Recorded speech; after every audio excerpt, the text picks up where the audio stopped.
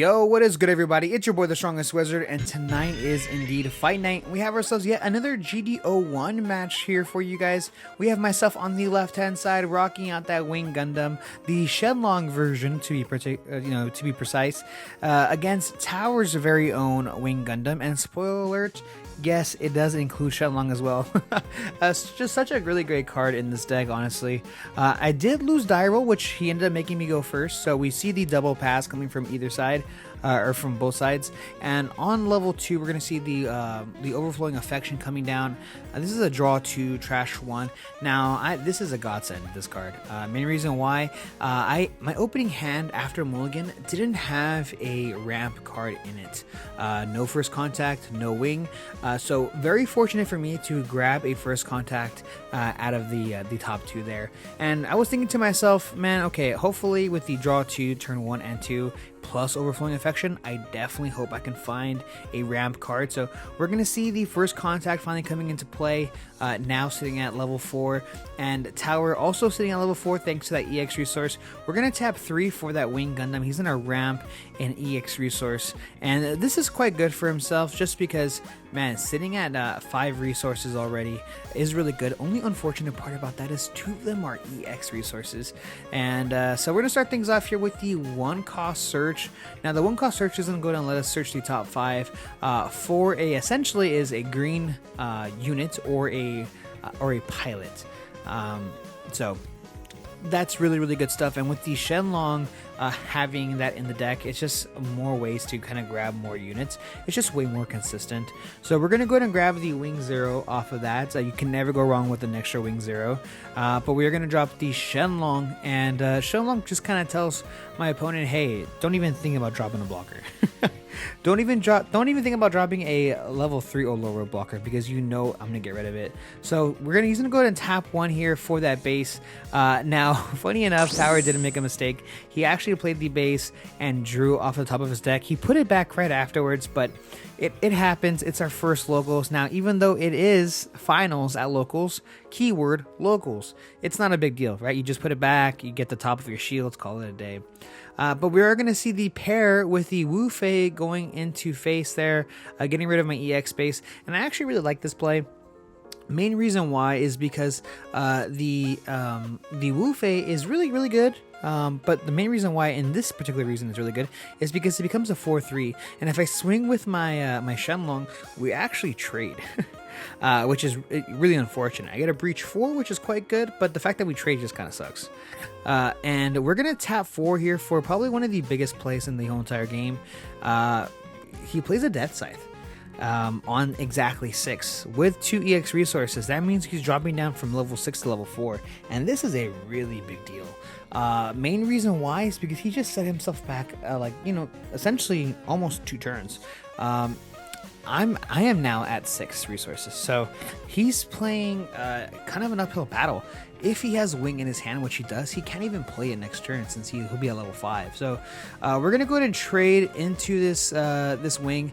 I'm gonna go ahead and do 4 damage to that base. I have to drop my own Deathscythe, because if I don't, I can get severely punished. Just because here's the issue with the mirror that I kind of don't like, which I find very funny. We're just staring. Deathscythes are just staring back at each other. If you swing first, I'm gonna clap back and destroy yours. If I swing first, you're gonna destroy mine. It is what it is. It's just the name of the game. There's no way for us to interact with each other's Deathscythe until we swing with it. But speaking of Deathscythe, you did see me drop the 2 cost. I actually really like this card. It's just as an alternate option to have another rusher with Duo. It's kind of nice. 4-3 stat line is kind of cheeks in my opinion. It's kind of bad. It's just so many ways to kill it, like Zowort. Zowort being there as a 3-2 blocker is kind of nuts. So Shenlong currently in this position would go crazy, but unfortunately I just don't have him. And at this point it makes me not want to swing with either character, right? But sitting with so many resources up, I do have a Wing as well as having 2 heroes in my hand, so I'm definitely going to probably play out a Wing this turn. I'm just debating on what exactly I can do. So we're going to go ahead and drop the Wing. We're going to tap 4 to play it out. We're going to tap 1 to link it. Yeah, so we're going to be able to link it there. And I'm gonna mainly go after the Zowort. Main reason why is because then if I swing into the Zowort, I can then swing with my Deathscythe, the 2 cost. But unfortunately, he's in a block with the other one. And so thanks to Breach 5, it does get rid of the 6th health base. Thanks to Shenlong, the previous turn, having that, damage on the base was huge. Even though whether it was 1, 2, or 4, it doesn't matter. It helped me get rid of it. So, and if it wasn't for Shenlong, it would be at 1 HP right now. So, very, very good stuff. Now, I'm going to go ahead and just drop the blocker and just pass. I don't want to swing with my Deathscythe. I just don't want him to get insane value off of that. So, we're going to go ahead and just pass. And now Tower's finally back at 6 resources. And the board state definitely is a bit favored toward myself. Having that extra wing plus blocker is pretty good. But let's see exactly what Tower can do. So, starting things off here with the Overflowing Affection, drawing 2, trashing 1. And it looks like Tower's most likely to just pitch one of the 2 cards. His rest of his hand might be pretty good. Another card that you could pitch is probably the wing, which I think, yeah, so he's going to go ahead and just pitch the wing. At this point of the game, it's already kind of late. You don't really need it anymore. And if you take a look at Tower's hand, he has the Shenlong with the Wufei ready to go. And this is such a good play if you can get it off, right? Like, so I'm not sure if I mentioned it before, but Shenlong on attack destroys a level 3 or lower blocker, which I have. It has Breach 4, and yeah, really good stuff. So we'd see the link here coming down, and this is devastating. Essentially, Tower's going to be able to clear 2 bodies plus hit shields for 1 card. So it's a 3-for-1 deal. Insane value, like so insane. Really great stuff here coming from Tower. Really awesome to see that he had the link in his hand as well, even though I can't talk. But he is unfortunately tapped out now. He's unfortunately tapped out of resources and can't do much else other than swing with the Deathscythe, which I think is a very bad deal because even my level 4 Deathscythe can actually swing over it or trade into it. So we are going to go ahead and just draw, and we do see another wing top deck here, which is insane. I do have another hero. I have 2 heroes in my hand. So we're going to go ahead and tap 1 to link that and swing finally into the Zowort, take 3 damage, and we see another base. Tower, please stop. Why are we... Please. Oh man, these 6 bases, man. These 6 HP bases are so good. And now I'm debating, do I want to really pair my hero with this just so I can get over this base? I'm like, nah, it's not worth it. I'll just do the 4 damage. Worst case scenario is Tower swings into one of these bodies. He has to trade regardless, so it is what it is. And we're gonna go and just pass the turn. So we're gonna see exactly how much of a good turn Tower can have here. And unfortunately with myself, I don't have too many units in my hand left. I believe I have 2 pilots and then 1 0 that I picked up early on in the game from that 1 cost search. So honestly, it's really anyone's game. I mean, Tower has a ton of cards in his hand. I believe he's sitting at 6 cards in his hand to my 3. So, and if you know, hand advantage in this game is so huge.